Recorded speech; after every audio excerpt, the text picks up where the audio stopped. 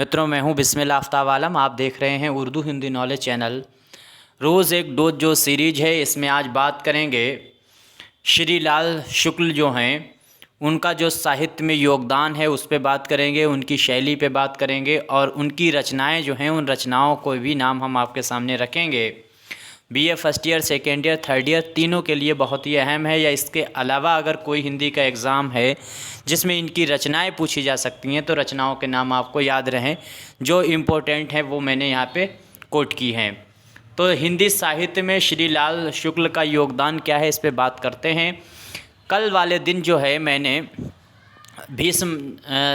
भीष्म साहनी जो हैं उनके जीवन परिचय पे मैंने कल बात की थी और उनकी लिखी हुई रचनाओं पर भी बात की थी।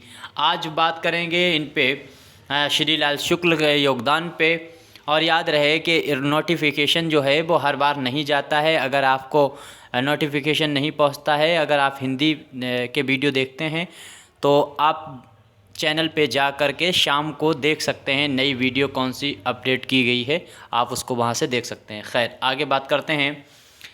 हिंदी व्यंग्य विधा का शुभारंभ जो है वो भारतेंदु युग से हुआ है। भारतेंदु हरिश्चंद्र जो हैं वो हिंदी साहित्य के गद्य का प्रारंभिक लेखक माने जाते हैं और उन्हीं के नाम से जो है वो युग शुरू हुआ था। भारतेंदु युग से ही क्या हुआ कि हिंदी साहित्य में व्यंग्य विधा का भी प्रारंभ हुआ। इसके बाद प्रताप नारायण मिश्र और तथा बालकृष्ण भट्ट ने भी व्यंग्य विधा का सशक्तता प्रदान की। आधुनिक युग में शरद जोशी, हरिशंकर परसाई ने इस व्यंग्य विधा को और भी अधिक सशक्त किया है। कहने का मतलब ये है, हिंदी के ये सारे व्यंग्यकार हैं जिनके नाम हम आपके समक्ष रखे हैं। बालकृष्ण भट्ट हैं, प्रताप नारायण मिश्र हैं और हरिशंकर परसाई, शरद जोशी, ये हिंदी गद्य विधा के बड़े व्यंग्यकार हैं। इन्हीं में अगला नाम है श्री लाल शुक्ल जी का। इसी परंपरा के एक श्रेष्ठ व्यंग्यकार हैं श्री लाल शुक्ल जी, जिन्होंने अंगद का पाँव, याद रखो ये इनकी रचना है, रचना कोट कीजिए। अंगद का पाँव यहाँ से वहाँ, उमराव नगर में कुछ दिन, अगली शताब्दी का शहर आदि व्यंग्य संग्रह के माध्यम से इस विधा को एक नया आयाम दिया। एक नया रास्ता व्यंग्य की विधा को दिया है श्री लाल शुक्ल जी ने। और उनमें उनके जो व्यंग्य के कहानी संग्रह हैं उन संग्रहों के नाम यूँ ही हमने आपके सामने रखे हैं। अगली शताब्दी का शहर आपको याद रखना है, और अंगद का पाँव ये भी याद रखना है, और यहाँ से वहाँ, ये इनके कुछ खास व्यंग्य के संग्रह हैं। यह मेरा घर नहीं, ये भी इन्हीं की रचना है। सुरक्षा यह कहानी है, तथा अन्य कहानियाँ इनके महत्वपूर्ण कहानी संग्रह भी हैं। छुट्टियाँ, एक लुढ़कता हुआ पत्थर, सपने, कुंती देवी का झूला आदि इनकी उल्लेखनीय कहानियाँ हैं। ये कहानियाँ हैं, ऊपर जो थे वो संग्रह हैं कहानियों के, व्यंग्यात्मक कहानियों के संग्रह हैं। नीचे जो अभी मैंने आपके सामने छुट्टियाँ हैं, एक लुढ़कता हुआ पत्थर, सपने, कुंती देवी का झूला, ये सब इनकी उल्लेखनीय कहानियाँ हैं। अब एक कहानी जो आपके सिलेबस में शामिल है, इसका सारांश कल हम आपके सामने प्रस्तुत करेंगे, लेकिन उसे संक्षिप्त में समझ लीजिए। सुरक्षा एक कहानी है इनकी लिखी हुई, और इस कहानी में सेवानिवृत्त मिस्टर टंडन और उनकी पत्नी ऊषा टंडन को कहानी का आधार बनाया गया है।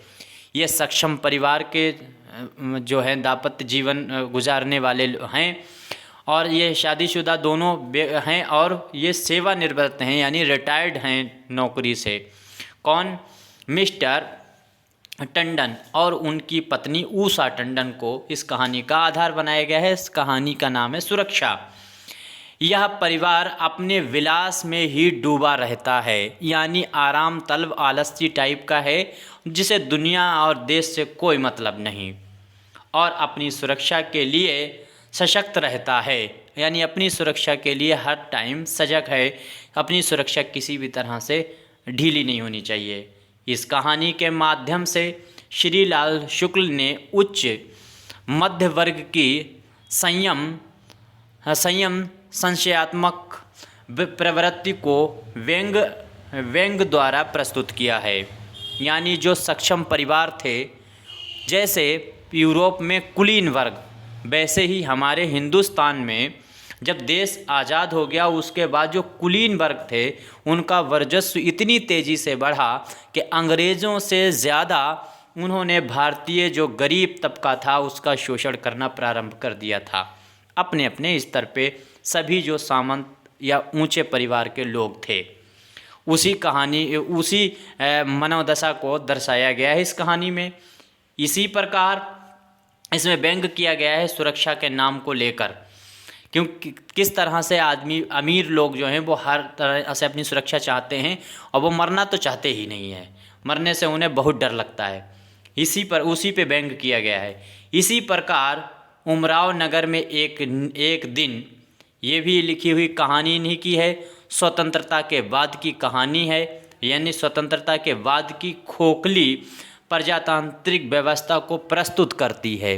कहने का मतलब देश आज़ाद हो गया है, स्वतंत्रता के बाद जो प्रजातंत्र कहा जाता है कि हर किसी का समान अधिकार है, उस पर वो प्रजातंत्र की खोखली ढकोसले वाली जो प्रजातांत्रिक व्यवस्था है उस पर व्यंग किया गया है इस कहानी उमराव नगर में एक दिन।